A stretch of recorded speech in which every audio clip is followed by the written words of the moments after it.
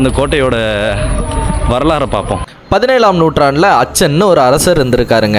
அவர் கோழிக்கோடு அரசின் கீழே ஒரு சிற்றரசராக இருந்திருக்காருங்க. கோழிக்கோடு அரசின் அதிக வரி விதிப்பு காரணமாக இவர் பார்த்தீங்கன்னா கோழிக்கோடு அரசை எதிர்த்திருக்காருங்க.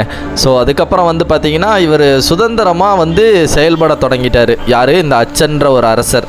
இதை பிடிக்காம கோழிக்கோடு அரசு என்ன பண்ணிருச்சு, சரி நம்ம அச்சனுடைய கோட்டையை நம்ம ஆக்கிரமிக்கலாம் அப்படின்னு சொல்லி அவர் மேலே படையெடுக்க ஒரு பிளான் பண்ணியிருக்காங்க. ஸோ அந்த நேரத்தில் அச்சன் என்ன பண்ணியிருக்காரு, அவங்களுடைய அதாவது கோழிக்கோடு அரசின் எதிரியான ஹைதர் அலி கிட்ட போயிட்டு உதவியை கேட்டிருக்காருங்க. ஹைதர் அலியும் இதுதான் நல்ல சந்தர்ப்பம் இந்த கோட்டையை நம்ம கைப்பற்றுறதுக்கு அப்படின்னு சொல்லிட்டு அச்சனுக்கு உதவி செய்யறதா ஒரு சின்ன பொய் சொல்லி அச்சனுக்கு உதவியும் செஞ்சிருக்காருங்க.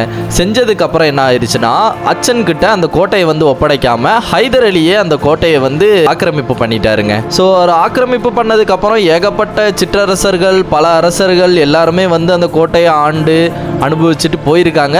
ஸோ கடைசியாக பார்த்தீங்கன்னா மறுபடியும் ஹைதர் அலியே பார்த்தீங்கன்னா போராடி அந்த கோட்டையை மீட்டு தன்னோட மகனான திப்பு சுல்தான் கிட்ட பார்த்தீங்கன்னா அந்த கோட்டையை ஒப்படைச்சிட்டாருங்க. ஸோ அன்னையிலேருந்து இன்னைக்கு வரைக்கும் பார்த்தீங்கன்னா திப்பு சுல்தானின் கோட்டை அப்படிங்கிற பேர் அந்த காலத்திலேருந்து இப்போ வரைக்கும் பார்த்தீங்கன்னா அது திப்பு சுல்தான் கோட்டை என்று அழைக்கப்படுதுங்க. இதுதாங்க இந்த கோட்டையோட ஸ்டோரியே.